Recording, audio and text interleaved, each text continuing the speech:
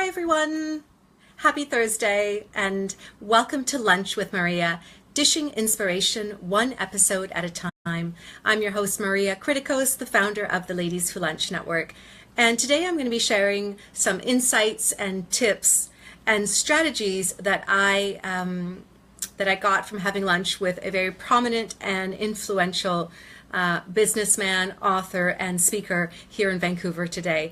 I'm also going to try and broadcast live on Instagram, so give me one sec.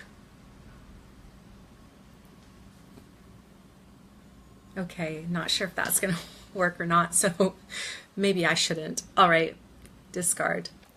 We are focusing today on facebook.com/lunch with Maria. This is an episode of Lunch with Maria, dishing inspiration. And I had lunch with Peter Legge, who is the CEO of Canada Wine Media. And we talked about life, and he gave me advice. We talked about business. We talked about mindset and goal setting and productivity. And today I'm sharing my insights. So a lot of the members of the Ladies Who Lunch Network asked Peter questions, and I was able to ask him the questions. So the first one was, what is the biggest piece of advice that you would give an entrepreneur? What is the biggest piece of advice that you would give an entrepreneur or someone starting out in business or anyone in business at all? And he said, hands down, when he meets with someone or he has lunch with someone or he's in a meeting with someone, to remind himself of this tip, he always writes down the letter L. And he said to me, well, you probably think it stands for leg, but no, it doesn't. It stands for listen. So the most important thing that you can do is listen. That's the most important trait a business person can have. So listening. And the other thing he said is the ability to get along with other people. The ability to get along with other people and listen. So I asked him if there were any female entrepreneurs in the city that he respected and admired, and his answer was Carol Taylor. Hi, Carol Taylor. If you are listening, I respect and admire you too. Then I asked him, what message would you give to someone that feels like giving up? You know, someone that is struggling and feels like giving up. And his answer was quite simple. It was, don't. Don't give up. He said, if necessary, you can change direction, you can alter or you can shift your focus, but by all means, don't give up. And I often say,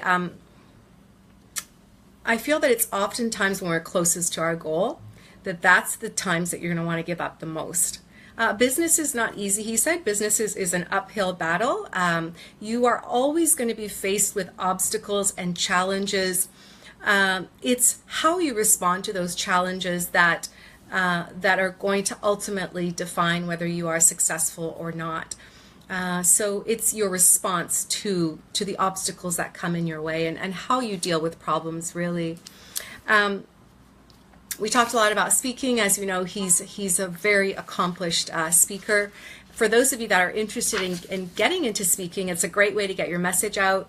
And I know people are absolutely frightened of speaking in public. He recommended Toastmasters, which is a great way to get your feet wet and really learn the fundamentals of what it is to be a good speaker.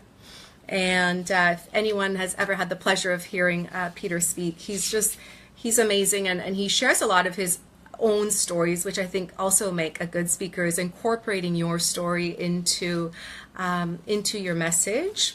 I want to go into some of the questions that the members asked. One of the members, Hurrier, she says, how do you push through the worst times? And I'm not really sure what she means exactly by the worst times, but Peter's answer was that just like any nightmare, it's going to be over. So even though you might feel it's the worst thing that's happening right now, this too shall pass. And you have to look at it, you have to look at the struggle as a learning opportunity. So what is this current situation teaching you? And as Brian Tracy always says, obstacles are meant to be in our path to instruct, not to obstruct. So every every struggle, every heartache, every what you think is a disaster is really a learning opportunity to do better or different next time. And at the time you feel like you're never going to get over it, you're never going to feel better, this is never going to go away, but this too shall pass, right? So think of it as temporary and think of it as a learning experience for what you can do better or differently next time. Focus is also very important. That's one of the takeaways that I got, particularly me being multi-passionate. I tend to want to do everything and accomplish a lot more, so I tend to put a lot on my plate. And one of his pieces of advice was to really focus and narrow it down. So when you have goals, it's important to understand, what am I able to accomplish reasonably within this time frame that I have, and put all of your energy into maybe 3 or 4, maybe 5 goals for the year. We, as entrepreneurs, we tend to want to do too much. So really narrowing your focus is going to help a lot. What else? Christelle Chavez, she asked Peter, what were you doing at 24 years old? And he was a stand-up comedian. So he originally wanted to pursue a career in stand-up comedy. So that's what he was doing. What else, everyone? It was just such a wonderful lunch. And this Facebook is not as well rehearsed as my other ones, but what else? I'd like to recommend a book, of course. I've read about 6 of Peter's books. This one is called The Power to Soar Higher. The Power to Soar Higher.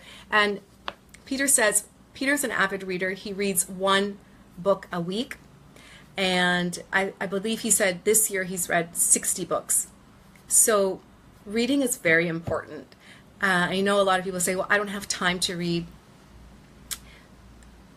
If you can carve out 30 minutes a day, 20 minutes a day, that's enough time to get through a book. And really schedule it. I don't have TV. I disconnected 3 or 4 years ago, so that gives me a lot of opportunity to do other things such as read. But I always carry a book with me in my bag everywhere I go. So if I'm in the lineup at Starbucks and it's a long lineup, most people would be annoyed or most people will be looking at their phone, but I'll just pull out my book and I'll read.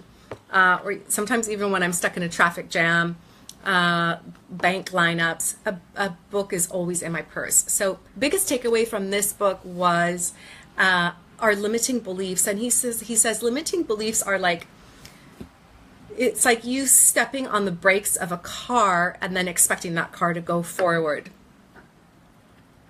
So that's what a limiting belief does, right? And that was my biggest takeaway. And the other one was, it never hurts to ask.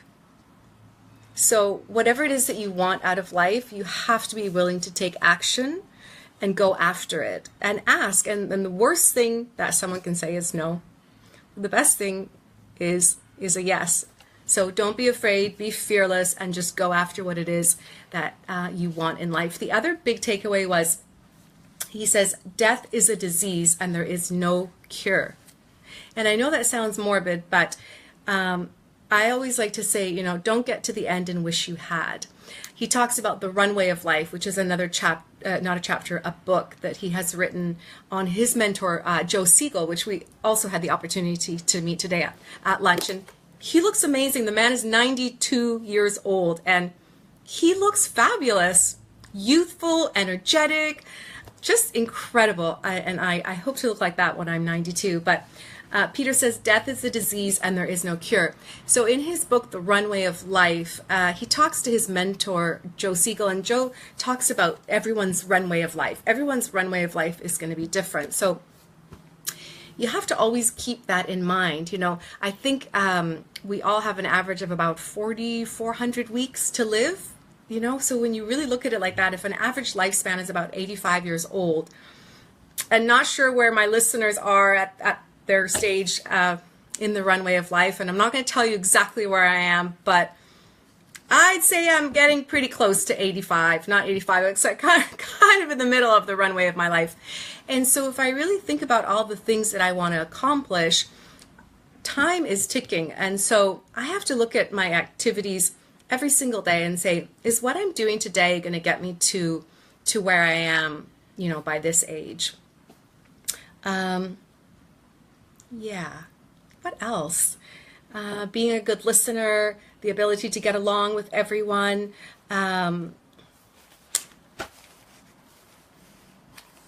never giving up, and the courage to take action on a daily basis. Those were my biggest takeaways. Ladies, for those of you that are in Vancouver, I would like to invite you all to our next live event, which is on September the 12th. And it is from 10 a.m. to noon at Stretch Yoga Studios. And for tickets, you can visit www.coffeewithmaria.com. It's a very interactive event, networking event. We're not wearing our fancy hats. We're just casual. Hi, Stephanie Sparkles, and Sandrine, hello, members of the Ladies Who Lunch Network, which will both be at the Coffee with Maria on September 12th. So grab a friend, grab the early bird tickets, and come and introduce yourself and make valuable connections, authentic, inspiring conversations with other women that are on the same path as you and that want to do everything possible to achieve their goals and help others do the same. So that's it. If you're interested in learning more about the Ladies Who Lunch Network and what it is that we do and how often we meet and what we do online, we are offering an exclusive 30-day free trial. There's absolutely no obligation. Visit www.invitefrommaria.com. That's my personal invitation to you to come and have a look and see what it's all about. And we are a global community of women in business, fashion, and philanthropy, living their dream and making a difference. And it was a pleasure to be with you today. I will see you next week again at 12 p.m. Pacific Standard Time, Lunch with Maria, dishing inspiration. Thank you, Peter Like, and everyone at BC Business. Bye for now.